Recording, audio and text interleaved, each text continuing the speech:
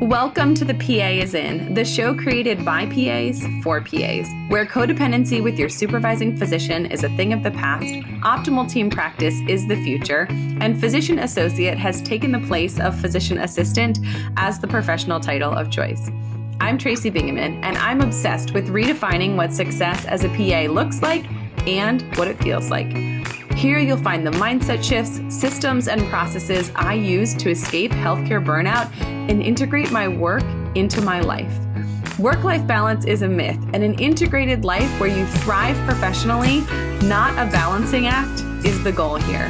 My mission is to help you to grow into a unicorn PA who loves their job, has abundant energy, time to spare, and work-optional financial freedom.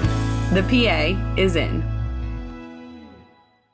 Welcome back to another episode of The PA is In. I am so excited to welcome Dr. Emma Jones. She is a physician who walked through burnout and now helps other clinicians to protect their energy, to reclaim their peace, to find a way to work in medicine that is sustainable and fulfilling for them. If that sounds familiar to you, you will find that Dr. Jones and I are incredibly aligned in the way that we see burnout, the way that we walk through it, and the way that we help other people to recover as well. Without further ado, here she is, Dr. Emma Jones. All right, Dr. Emma Jones, welcome to the podcast. Thank you so much for being here. So happy to be here. Could you take a moment to introduce yourself to our listeners? Tell us a little bit about you and what you do.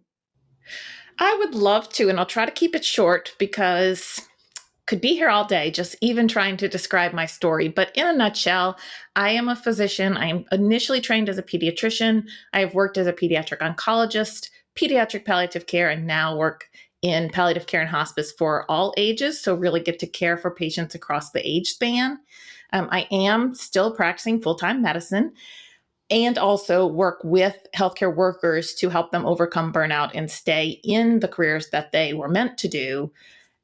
Design the life that they love and keep doing the work that's so meaningful and impactful. So there's so much more than that, but that's the thumbnail sketch. I love it. What a wide range of clinical experience from, pediatrics to pediatric palliation to oncology. Like that's a lot of places that you've touched along the way of your clinical journey. Yeah, I would say that I tend to be a hole filler. Every step in my career has been because I saw a hole and I said, I can do that. And then I figured out how to do it. So although, some of those are well-worn paths, obviously, like people know how to become a pediatrician, people know how to become an oncologist, but it was in the specific spheres that I was in where that seemed to be the most pressing need that I could fill, right? And so I just kind of followed that. I'm also a huge advocate for not being stuck in one thing. So I think my career is a model for fluidity in our work lives. And that I do think that a lot of people in medicine particularly have this mentality like the job I take right out of school is the one I'm going to have for the next 30 years. And if that's not true, that's some sort of failure in my part. And I really want to normalize that changing jobs is really regular and typical. It certainly is in every job outside of medicine. And it should be within medicine too. Of course, changing medical specialties or changing from like being a doctor to being a nurse would be hard. You'd have to go back to school. But people go back to school all the time. And then also, even aside from that, there's like all these opportunities to change. I didn't do any new training after my oncology fellowship. Everything was just kind of an ongoing continuing education, continuing professional development. I never like quit working and went back to school anytime. Yeah, which is beautiful. And honestly, you don't hear a lot of physicians talking about that. That's something that, PAs love to tout about the benefit of the PA profession. Like you can make these changes. And then also it's still easy to get stuck in that rut where you identify, this is what I do. It would be really hard to go from neurosurgery to outpatient peds, but like as a PA, you can do it if you can get hired and learn that new specialty. So I understand that you went through burnout, and I'm curious if you think your adaptability to get into those places and meet the needs and fill those holes, do you think that contributed to your burnout? this is one of those things that's both an asset and a liability, right? So obviously adaptability and agility is generally good and helpful skill to have, but everything overused can become a problem. And absolutely, being the hole filler, there are infinite number of holes to be filled, right? And so if you don't pair that sort of hole filler um, problem solver mentality with boundaries or with sort of guardrails about this is how much of that I can do, then of course you're setting yourself up for I'm just infinitely trying to fill a need that will never go away. And that was absolutely the situation that I got into. I mean, I was taking care of children with cancer, children who had terminal conditions in a very busy hospital that had a pretty big palliative care team, but not big enough for the need that existed in that system. And so there was never enough. It was, I mean, and then, some really smart person put me in charge of making the clinical schedules. And so then I had this, that was like this sort of trifecta of like, I have this insatiable work ethic. Like I will just work. Like it would never, I would never turn it off. Left to my own devices, this drive and this purpose that like who I am as a helper, and a hole filler, right? As weird as that sounds, like that identity just really rings true to me. Like there's a need and I can figure out how to fill it. That's actually really fun to me. That doesn't feel depleting. That feels fun. Again, we need to have limits. And then I also had the power over the schedule. So, and was in charge of other people. And the way that I solved that problem of not enough people, too much work and not enough people to do it, is I would just fill all the holes, right? Great solution. I'm a hole filler. We got holes in the schedule. Emma fills them. That is an absolute recipe for burnout and destroyed me completely. I mean, to the extent that I am happy to still be alive, certainly happy to still be practicing medicine, and absolutely thrilled that I still have all of my important relationships intact, because the time that I was in a deep burnout, all of those things were uncertain. Yeah, and at risk, right? So that is the collateral damage of being burned out. It's our own health and wellness. It's the relationships. It's most of the things that people would say matters most to them, right? It matters really deeply to me that, my relationships, are a priority. However, I was leaning in so much at work that I, couldn't show up well or didn't show up well because there wasn't enough of me left over. So the thing that I thought of as you were saying that is, I have found professionally, it's easier for me to identify the professional needs, the needs of the organization, the needs of the patients, the needs of the team or group that I am a part of, than it is for me to identify my own needs. Like, it's very clear when you're doing the schedule, like Tuesday is uncovered, someone needs to cover Tuesday. I can do that. It's an action I can take.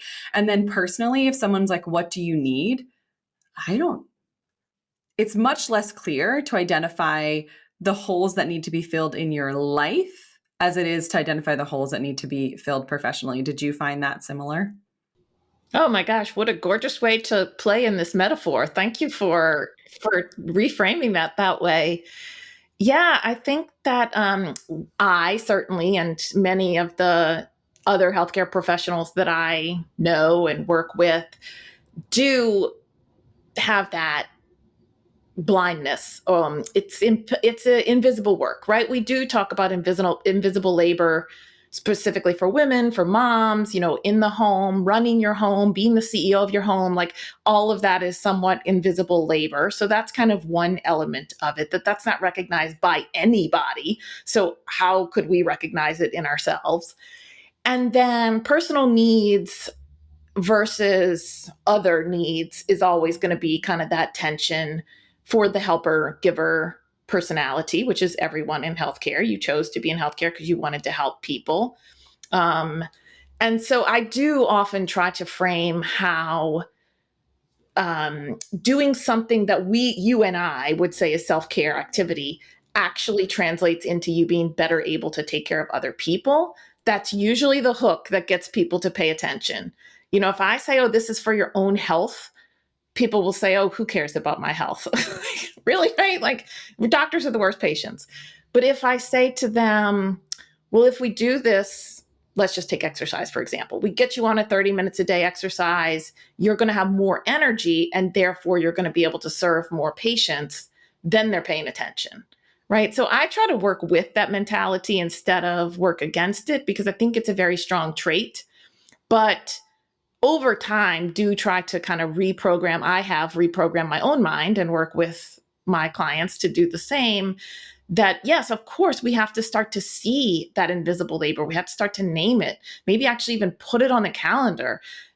I was working with somebody the other day where she said, how do I blend, all these roles that I'm doing? And I was like, let's map it all out. Give each one as much time as you think that it should have. And then let's see if that fits into 24 hours a day, 7 days a week. And it did not at all. Right. So sometimes it's just the pretending that things don't take time. I don't know if you've ever done this, but sometimes when I'm making my daily schedule, I'll put like a ridiculous amount of estimate of time for something, like take a shower, get dressed, do your hair, and I'll give it 10 minutes. Like, that does not take 10 minutes for me, right? I have a lot of hair. It takes much more than 10 minutes to even dry my hair, much less the whole rest of the thing. Or cook dinner or eat dinner or help your kid with your homework. We have to give that the time that it actually takes and not pretend that it takes a really small amount of time. Or the other super trap that I always fall into and is so bad for us and will definitely drive us into burnout is the multitasking. So when I make people write out their calendar and we actually show that there are like 3 or 4 tasks on top of each other, that starts to paint that picture. Oh, I'm really trying to do 4 things at once. Of course, that's not going to work well. Of course, I'm going to feel chaotic. Of course, I'm going to not be actually present for any one of them. But we don't realize that we're doing that much of the time, I find. And the interesting thing about this burnout inside of healthcare is that if you look at the statistics of burnout, if you look at the demographics of people who work in healthcare, I think there's so much overlap there. And also the characteristics of people that lead them to go into medicine are the risk factors for burnout. So we're sort of self-selecting as this group of people who want to care for others, who want to put others' needs above our own, who feel this deep calling, and that it's hard to separate who we are from what we do because we feel called to give to these people and to serve in this way. And those are all of the things that make us great clinicians, that get us incredible jobs, that get us into programs, that get us through training. And then we get out, and those same exact things are the things that make us burned out when we're practicing medicine. And then you feel like I'm doing the right stuff, right? I got the job that I'm passionate about. I'm showing up well. Why do I feel so empty? Why do I feel so depleted by this thing that I've been working for since I was a teenager, right? It's just the hard part about medicine is what it demands from us. Yeah.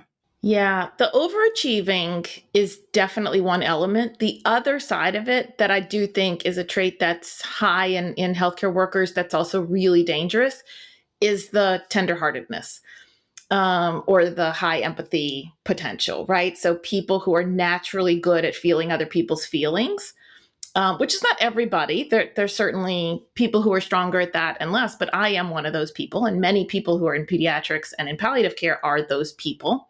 And the reason why I tap into that is because it is a little more clear for people to understand why we have to make practices and boundaries around that than around the overachieving. But the answer is the same. So if you are a person who every time you walk into a room can feel all the feelings of the other people in that room, one way you could do it is quit going into rooms where people are having hard feelings. That's a way to boundary, right? And just say, and people tell me that I'm not cut out for this work. I'm too sensitive. I just feel everything. And so I could never work with people in grief, or I could never work with dying people. And maybe that's true. And maybe that's the boundary for them. But for most healthcare workers, they want to go back into those spaces. So what we have to learn is, well, okay, how do we protect ourselves so that you can use that skill, but not be consumed by that skill, right? Every strength that we have has a shadow. If you overuse it, it becomes a weakness or it becomes a liability. So learning how to harness it. I mean, I'm a pediatrician, so like we'll talk about cartoons, but I think about Elsa, from Frozen, and like when she didn't know how to use her power, she was like hurting people. But then once she learned how to use it, it was this beautiful gift that she could freeze things, right? So I think that's the idea of like finding the golden mean or finding the sweet spot of these strengths, whether it's empathy or whether it's type A personality, overachieving, or whatever it is that you're just naturally so good at. You have to recognize that overuse is possible. Like we have to acknowledge that it's possible to overuse that. Most people don't even think about that. And then two, that you have to really intentionally put boundaries or practices in place to protect yourself from overuse. Like we have to protect you from yourself. Is kind of the way it is. And that's the other belief. People often are kind of getting to this trap of like, well, if my mind made it, it must be true. And that's just not true. I mean, your mind makes nonsense all the time. Sure. Yeah. And I find this pattern in people who go into healthcare where we start over empathetic, where we see things for the first time, where we experience things for the first time, and we're pouring out and we're absorbing, and we don't have a good boundary with other people's pain and suffering and the amazingly traumatic, hard things that we deal with every day. And then we get a little further into our career and we get a little jaded and we get a little cynical and we develop this like a little bit morbid sense of humor that you will hear around healthcare break rooms and in hospitals. And, where what we're doing with that is we're distancing ourselves from the pain. We're distancing ourselves from the experiences of people. And I think the pendulum is swinging without our knowledge, right? So we're super empathetic and then we get a little jaded and then we get distanced from these things. And interestingly, one of the symptoms of burnout is that sense of depersonalization, where we separate ourselves from other people, where we separate ourselves from patients. And that's a defense mechanism from over empathizing, right? From feeling it too deeply. I cared too much and I, flew too close to the sun. I got burned and now I'm not going to do that anymore. But it's hard to care deeply for people when you're also trying to not care at all because you're not in the middle. Sort of we swing the other way and then we're burned out because we don't care or we're finding it hard to find that compassion still. Yes. I mean, absolutely. And that feels terrible. Like no one likes to be in that cynical, depersonalized view. I was definitely there. I mean, think about again, the patient population that I take care of. To say that I was angry at my patients and depersonalize them, these are babies with cancer. I was in a bad place. I was mad at babies with cancer for existing, right? How dare you come here and expect me to take care of you? Like that is the degree to which the depersonalization had occurred for a population that almost anybody would say, wow, we have a tender place in our hearts for that, right? Anybody who's seen a St. Jude commercial probably cries a little bit over that population. But yet I was in such a burned out place. I not only couldn't connect at all, I mean, I couldn't connect at all. I mean, I was in anger, not even neutrality. So, or cynicism, right? What's even the point? Like, this isn't going to matter. They're going to die anyway. Who cares? I'm not helping anything here. And what a terrible place to just be living your life, because those are the thoughts that are in your head. That means they're with you 100% of the time. There's no pack that up and leave that at the office. This is my brain. Comes with me everywhere. So then you can imagine how that just loops itself and reinforces itself and becomes just such a terrible place to live. This is absolutely where you and I are working to pull people out of that because we see how damaging it is. And so only for your own mind, it's terrible, right? It's terrible for your own self to be in that place and feel that way when there's a solution to it, right? So that's one thing. But then the way that you behave when you're in that state is like the next layer of why this is so terrible. We cannot selectively numb. So if you're feeling numb and angry and cynical about one domain of your life, you're going to start feeling that way about every domain of your life. So then you stop exercising because, like, what's the point? I'm going to die anyway. And then you stop engaging with your kids because they're the ones who are annoying and taking up your time when you don't have time for this. And then, and your husband and whoever, like, it leaks out. And it certainly did in my life. So I think that recognizing, and that I think the piece that's probably where the edge is, for this type of education is tying that together to the burnout experience. And while I hate to use the word burnout, I don't really want to get stuck in it. We have to sort of acknowledge what is, right? Just like I have to, in my physician work, have to acknowledge when we have illness that can't be cured or when we are coming towards the end of our life. I have to say dead. It's sort of one of those values that I'm like, you got to use the D word. So I guess in this case, we have to use the B word, not because we want to stay there. I don't really like to dwell on burnout. I think there's too much overuse of that term kind of in the corporate medical literature and like weird, icky solutions that get offered that aren't actually on target. But for the purposes of this conversation and talking about cynicism, depersonalization, that's one of the three hallmarks of that condition. And I don't know any other way to sort of get people to help unless we say, this is the problem that you're having. Love a great side hustle here. If you've been looking for a flexible way to earn extra income without picking up more shifts, my friend Bree Retzner has something worth checking out. She's a PA and recruiter working with a telehealth company in a 1099 role, sharing compounded GLP-1s and soon to launch products like hormone replacement therapy. It's not an MLM, simply referring potential customers, and it's free to do. And Bree will teach you exactly how to do it. You can find her email, number to text or call, and the link to sign up in the show notes. So let's talk about that. So the person listening that's like, I am the cynical one. What's that triad of burnout? Let's talk about it. So people who are listening can say, hey, is this me? Can I identify these thoughts, actions, features in myself? Yeah. So cynicism is one. Emotional exhaustion is the other one. This one's pretty easy to identify. I'm tired, and no matter how much I sleep or how many days I take off, I can't ever feel better. I call it soul tired. I am so tired. Like, it's just like into my bones. For me, that shows up as like a track. Like, I'm too tired for this. I can't do this anymore. So like, if that thought loop is coming in your mind, you are suffering from emotional exhaustion. Or if you have that every day when the alarm goes off, you're just like, I can't. Yes, that was me. I said, I can't keep going like this. I said that to my husband so many times. I cannot keep going. And of course you do keep going, but you're thinking, I can't possibly keep going like this. Yeah. So, there's a couple of variations of the theme, but I bet pretty much anybody that's listening, unless they've already done the work to recognize the problem and make some new systems in their life, like you and I have, anybody working in healthcare probably has some version of this emotional exhaustion going on.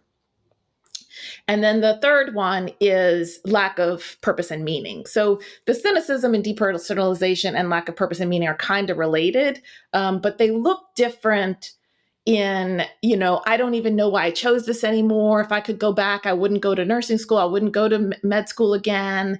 Why would anybody ever go into this profession? Just really no way to connect your day to day with any kind of larger purpose.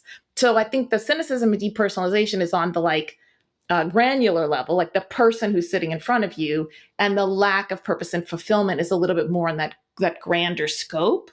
And when we're in burnout, we really can't do either one of those things, which we know are really essential for human flourishing, to be able to feel like we have a purpose beyond ourselves, whatever it is, whether it's making beautiful art or gardening and helping the earth grow or helping heal other humans or taking beautiful pictures. Like, everybody has what they would say is like their special purpose. And that shows up as part of the burnout, that you just can't connect with that.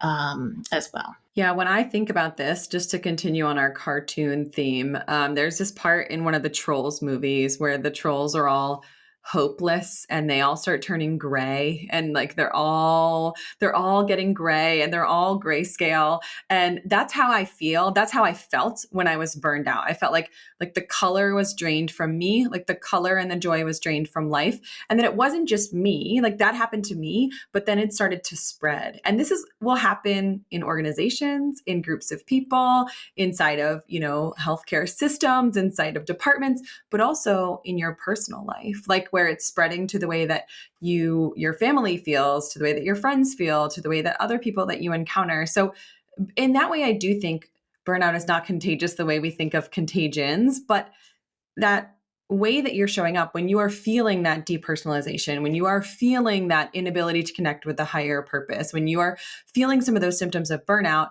it doesn't just affect you. And that's often a big motivator. Like if it affects the culture, if it's affecting the way that my kids see life and work and things and joy, maybe that's a catalyst for us to take a look and to change. So along those lines, what can we do about it? So is this boundaries? Is this a new morning routine? Is this like, what can we do on a very real level today to start feeling better and to start having this be less the way that we feel? What a lovely question. And I wish it had a simple answer. In my mind, I think that I get asked all the time questions because one of my other areas of expertise is quality and systems improvement. So people are always coming to me with, can I do this little thing that will solve this really complicated problem? And I'm like, no, I'm really sorry. You can't do that one little simple thing and solve this big problem. We have to address the whole problem. So burnout is kind of like that. And I do like the systems thinking that we need new systems. We do need new global systems, but we can't control that.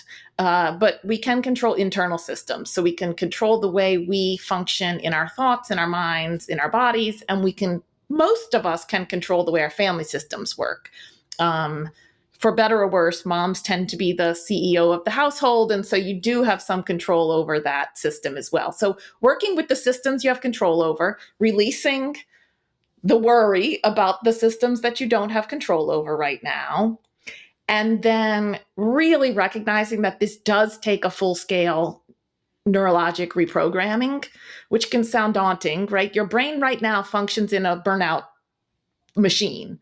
Every system is perfectly designed to get the results that it gets. So if you're burned out, your system is optimized for burnout. So we have to change the system, which means, we really want to reprogram our thoughts, right? We talked about your thoughts and your mind you carry around all of the time. So wouldn't it be nice? Wouldn't it be delightful if we could change that to where the decisions we were automatically making and the habits we were automatically choosing optimized us for flourishing instead of optimizing us for burnout? Now, none of this is your fault. This is all due to years, probably starting from early childhood, patterning you towards overachieving, patterning you towards no boundary setting, certainly reinforced through all the medical training. So recognizing that you got here through a set of traits and a set of behaviors that have taken a long time, we want to unwind it. And we want to sort of set a new pattern. I think of grooves in a road, right? We have sort of a groove or a rut that we're in, and we need to smooth that out so that we can drive on a new road and choose a new path. So all of that to say it's a complicated problem. So then how do we start, right? We're overwhelmed, we're cynical, we're emotionally exhausted. Oh my God, now I have to reprogram my mind. You're a lot. But let's start with what we know allows us to do that. And so then I think about milieu and then specific things. So what's the milieu that allows your brain to be most likely to be able to be acceptable to this change?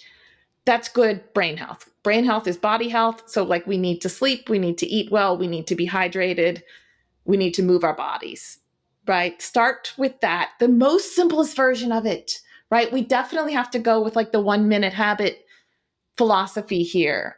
Just pick a bedtime. That's the simplest start, right? That's a good start.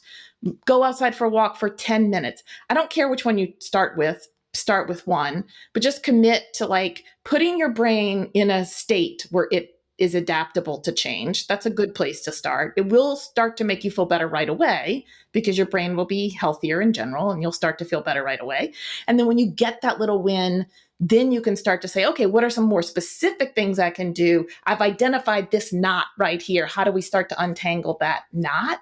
But right now, if we have knots sitting in like dark soup, how could we possibly start to untangle them? So lighten the soup a little through just general health practices. This is a strategy I take.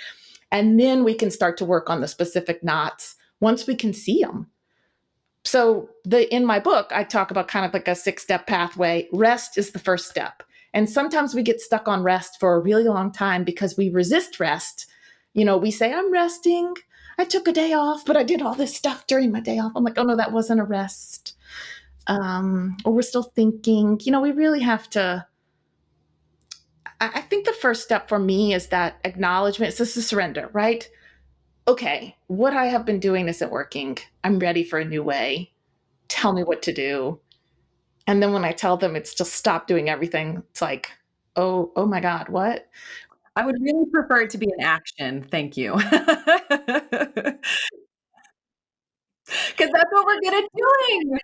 We're good at taking action. So give me something to do, like sit and rest and just be alone with my thoughts. Like that doesn't feel like a safe place to be right now. That's a hard thing to start with. It's really hard and it is a big jump to take. So and this is another reason why it's often helpful to do this as part of a group or with a coach, because it is a lot to do by yourself, even the resting. I mean, my journey to this, I found my way, but I sort of got cast out into the wilderness by myself. I got put on involuntary leave, sent home for 6 weeks with no instruction, no help, no nothing. Just go, get out of here because you're too burned out. Go. And just had to figure out what to do. And it was horrible. I started practicing yoga out of spite because I was like, well, I guess if I'm just home all the time, I might as well go to yoga, which turned out to be great. Yoga's not for everybody, but it is a good thing to do that is a restful activity. So that's my suggestion for if doing nothing is too threatening, do something, throw your sort of overachieving mentality into something that is at least healthy for you. If you became obsessed with exercise or become obsessed with drinking water, I'd be thrilled, right? Like that's it. I mean, then we could unwind that later, but like at least you're sort of obsessed with something that is carrying you towards your own health a little bit more than becoming obsessed with reworking the clinical schedule or going to see just one more patient or making your notes just one more bit perfect or whatever it is that we all consume our energy with. Yeah. So I would love it if you're, open to tell us a little bit more about your experience and the things that you sort of felt, experienced, and, maybe ignored as you were on this path to really, really being burned out. Yes, this is still a little bit hard for me to dissect because revisiting things in our mind, we know they're always shaped by the me of now, right? So trying to remember what was it like then is a little bit challenging. But one thing that I will say I have recognized is that I had a big crash my second year of med school, and then I had a really big crash after about 10 years after finishing my fellowship. So into my real doctor career. And that, I like to tell the story that I had 2 episodes of burnout. But the truth is that the whole time I was in some version of what I would now recognize as burnout. I never achieved health in between. So ignoring those signals was definitely part of the story. Who knows what it would have been like had I recognized back, early on in my journey, oh, I'm really tending towards another crash, or I'm really doing some behaviors that are kind of taking me in the wrong direction. If I'd had people around me that could help me recognize that, I hid it well, right? No one around me would have said that I was poorly functioning. Everyone would have said, you're doing great, like high marks, you're, oh, great. You're getting a job at Harvard now. Wonderful. Like, look at you go. So I think that, who knows if we could reshape the culture, how we might be able to head off some of the things that I experienced that were just hidden for so long. But the point about that I guess I would point out for, people listening to this is that be aware of like sort of the sneaky partial recovery. So like when you go down into like a really, really, really big hole and then you get just like a tenth of the way out, you're going to feel better and you're going to be convinced that that's recovery. And so then you're going to be like, oh, I'll just live here. I don't need to do any more work. Like, let me just live here. And then, you don't have any capacity, right? Then you're right back down to the bottom again. What we have to do is as we start to recover, as we start to feel better, say, wow, how good can this get? And keep going and keep going and keep going. And this is so hard for people. I remember this at the end of it probably wasn't at the full 6 weeks, but after I was doing my spite yoga and doing my meditation and taking my 6 weeks of complete leave, very reluctantly, I did achieve this state where I felt good. And I remember thinking, like, I've never felt this way before. Like, I didn't know people could feel this way. Like this, oh, wow, this is like happy and joyous and like exuberant for life. And also like peace in my mind. And I don't have headaches all the time. And my stomach's not like constantly like this. I just thought that's how people lived, right? Like, oh, this is modern America. Everybody's exhausted. Everybody's got a pit of their stomach. Everybody has to drink 15 coffees a day. Like, that's normal. I never touched like good health before. So then once you touch it, now you know how it feels. And then you will not be satisfied when you get away from it. And there could be a little bit of tyranny of peacefulness too, right? Like we have to exist in the world. We have to do stressful jobs. I can't constantly be like, oh, I don't feel so zen today. I mean, I have to have acceptance that we come and go. But the main thing that I think most people in healthcare have never actually felt good. And so then when you feel a little bit less bad, like both my legs are broken, but now I can wiggle one toe. I'm good. Let's go back to running, right? No, like we have to let both legs heal before we start running again. That's how we end up with these sort of sneaky, like never really healing. And then eventually people just think they just need to quit. Yeah. Yeah. Walk away completely. I do hear that a lot. One thing I want to point out here is when you said this, you sort of said, hey, I think there were some things that were happening. I think I hid them pretty well.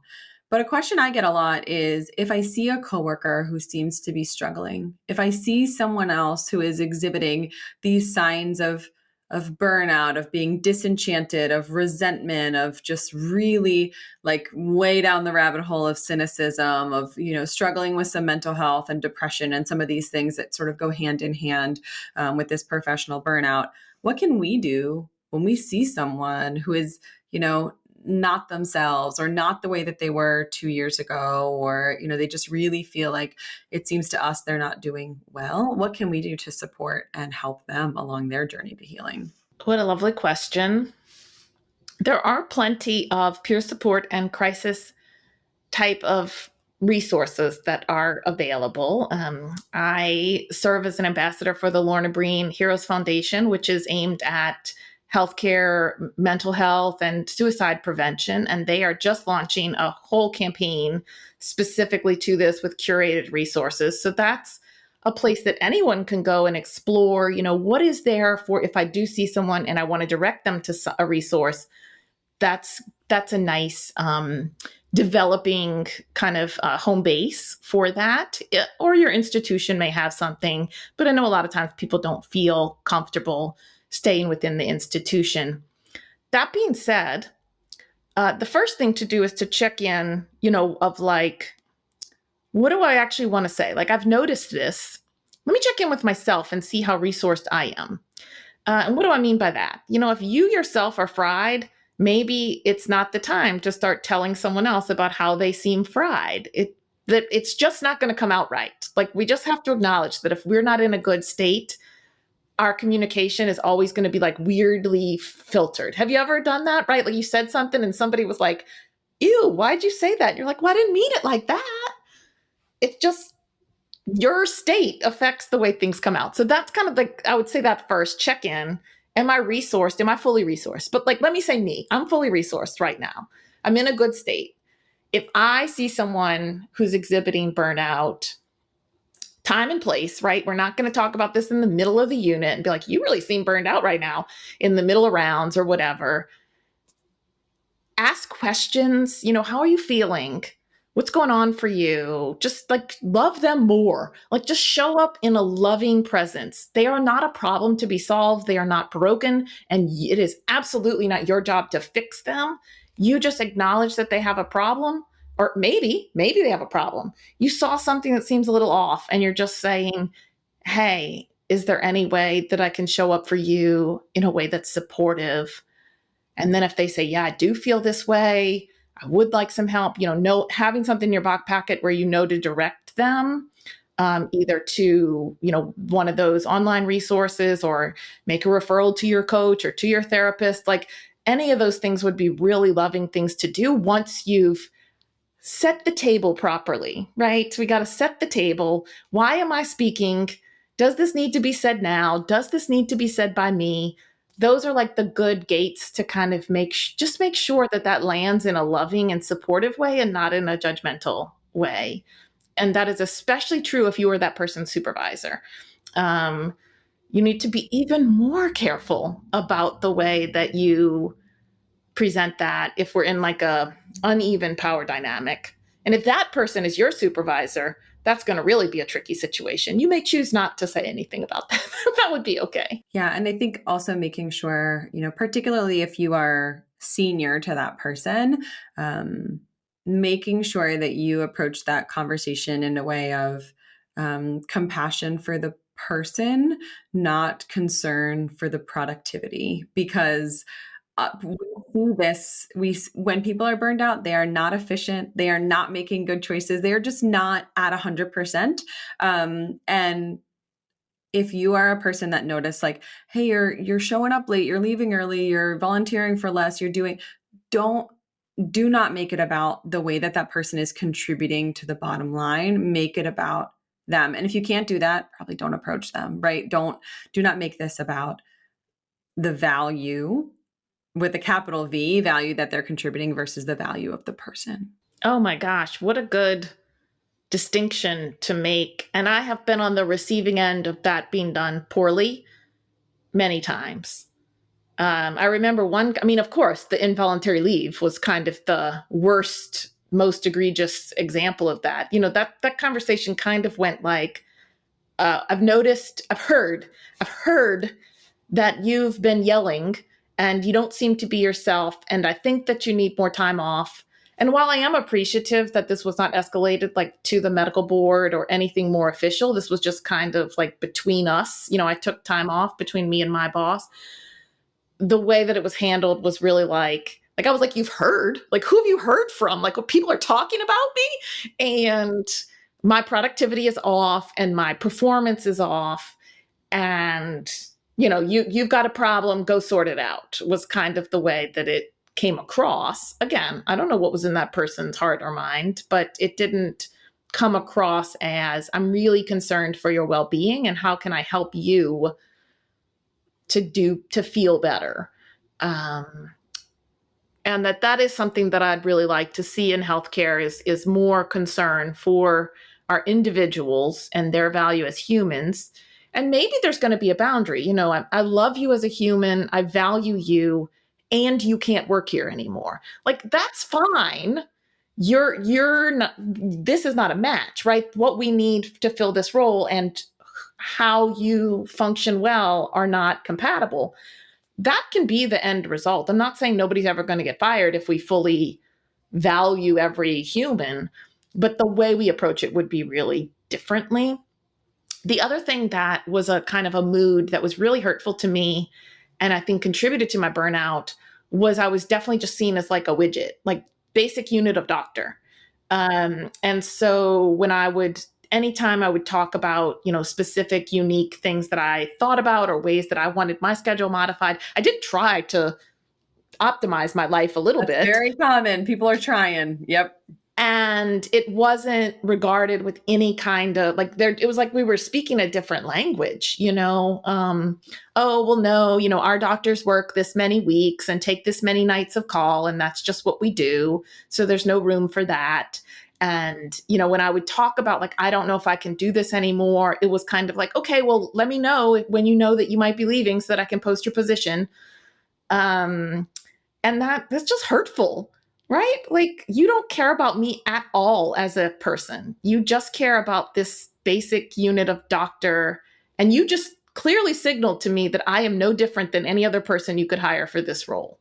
Yeah, I had that experience when I was very burned out. I went to my direct supervisor and I said, "Hey, I'm really struggling. I'm trying to make this work. I want to find a way that I can keep doing this thing that I love without it compromising me. I would suggest this as a schedule. This is the boundaries. I can't be a salaried provider working 60 hours a week. I just can't. And it's not that I want you to pay me more, because honestly, I don't have those 60 hours to give. I can't keep accidentally volunteering 20 hours a week. It's not going to work for me. I would need to build some boundaries. And I want to work with you on that. Like, I felt like I went to this person with, hey, I don't have all the answers, but I can't keep going the way that it's been happening. What can we do to make this work, to salvage this, for me to continue to be a part of this team? And the response was, Tracy, if you need to apply for disability because you're not physically or mentally capable of doing this job, if you need accommodations to be made for you due to your incapacity to do this job in the way that we need you to do, I can send you the paperwork to request an accommodation. And with that accommodation will come a decrease in pay. And I totally, in that moment, I still, like, this was 5 years ago. And still, when I think about that, I think, how did this go so sideways that I was asking for what I thought was reasonable? I was asking for boundaries and to keep being a part of this team. And what I got was, if you're not capable, we can accommodate that. You will have to declare yourself to be disabled. But I was like, no, I'm able. I'm not willing. Like, that is the distinction there. Like, I'm able to work in this way, within these boundaries. And they said no. And I ended up leaving that job. And, it could have gone so differently. And like you, I felt like I tried. Like, I went and said, okay, you think if I had to work less hours, I would have to claim, disability. What if I worked part-time? What if I did this? And this is the way that I fit into this group. And they were like, nope, nope, nope. And finally, I just had to say, I can't fix this and I can't fit here. And then I need to find a place that I do fit. But probably a better way to describe that is a place that fits me, a place that fits my life, instead of me fitting in to a position that is no longer suited for me in my life. I think that's absolutely right. And why I encourage people, once the space clears, we can start untying some of those knots, and then we can start visioning the future. What is the way that I want to work that really fits me? That is my life, right? Like, I have these life systems that allow me to do everything that I want to do, which is a lot. Like, I've never met a healthcare worker that was like, I just want to sit on a beach all day and have people serve me Mai Tais. Like, that's not most people's dream. It is when they're so burned out, they just want an escape. But then once we're sort of restored, people usually want to do a lot of things. And so then we start to design, okay, well, how can you do a lot of things, right? What's the way that has to work? How much clinical? Is it work on the weekends? I mean, and I really do try to encourage creative thought across the board. Getting entrenched systems that we've always done it that way to change is often really, I mean, that's where it's slow, big ships are slow moving, right? So the bigger the institution, the longer that the pathway has been ingrained, the harder it is going to be to change, which is why a lot of people are moving towards more independent practice, or more, kind of doing their own thing. And I think that is kind of the progress towards healthcare. We need to get away from corporate models where somebody who doesn't know anything about patient care is deciding how we do it. I think more small practices, more innovative startup type stuff. I mean, I'm going to a innovation boot camp next week, where I'm not a tech person, but I kind of want to see like what's going on in the tech world. I live in Boston, right? I have MIT, Harvard, all the big players kind of in like AI tech are here. And I'm going to go play with them for 2 days and see what's going on in their minds and how that might shape how we can think about care delivery. Because I really think that not only for the provider, like you and I were in these rigid systems that said, no, you have to work this many hours in this specific way or else you can't work here. But then also the patients are being told that, right? Like you have to show up at this time of day and appointments take this long and we book out this far. I mean, this rigidity is showing up for them too. So we have to be able to find a different way. We have to get people into state where they can think creatively. I mean, this is really how my global mission is to like revolutionize our healthcare system. I'm just starting with one by one by one. I got to reprogram enough people's minds to where they can think innovatively, clear the crap, get them in their full compassion, get them in their full creativity. And then one of these people is going to have a great idea. I mean, we're all having great ideas, but like, I truly believe that there are a handful of people who may have the right ideas to completely overhaul healthcare in America. And those people are just so clouded by the burnout and the gradu that those can't emerge. So if I can help clear that, if you can help clear that, we can help transform the system. And have those people have the idea and then the clarity and the energy and the bandwidth to lean in to make that a reality. Because, burnout is where inspired ideas and creativity goes to die. Like we cannot take action if we can barely function. We are, at the ground level, deep in that hole. We've got to get above ground to be able to see what's possible. It's so important. And that feels like a great, inspiring sort of like, we're not pretending everything is fine, right? We know that there are problems. We know that there are hurdles to be, jumped, but if people are just feeling so inspired, if they want to get your book, if they want to connect and follow and learn how and where to work with you, where can they go to do that? Yes, emmajonesmd.com is my main website. Everything will go out from there, where our publications are, what courses we're offering, or what other programmings we may be offering. We really try to stay responsive to the needs of the community and offer things that are helpful, both free resources and our client programs. Everything, just start on the main website and you'll find it all there, emmajonesmd.com. Awesome. Well, I thank you so much for your wisdom and knowledge and also your vulnerability. It's still hard for me to talk about this. So I know that it's a challenge to sort of be vulnerable and say, hey, here's where I tripped up and here's what I've learned from that experience. So thank you so much for coming on the show. I'm happy to. It's been a fun conversation. When I was walking through burnout, I remember so clearly thinking, is it just me? Am I the only one who feels this way? Who feels like I can't connect with patients, like my energy is constantly drained, like I'm not making a difference at all, like a hamster on a wheel, running, trying and getting nowhere? It is so powerful to share these stories and to give you this opportunity to see yourself in someone else's experience and to learn some tools that are going to help you to walk your way out of that deep hole of burnout. Thank you, as always, for choosing to spend your time tuning in to this episode. I hope that it helped you feel seen and heard, and it gave you some tools to help you along the way. If that was true, please consider leaving a 5-star review and give us a rating. Tell us what you love about the show, suggest future guests, tell us topics that you want us to cover in the future. That's all for today. This PA is out. Congratulations. You've just joined an awesome club.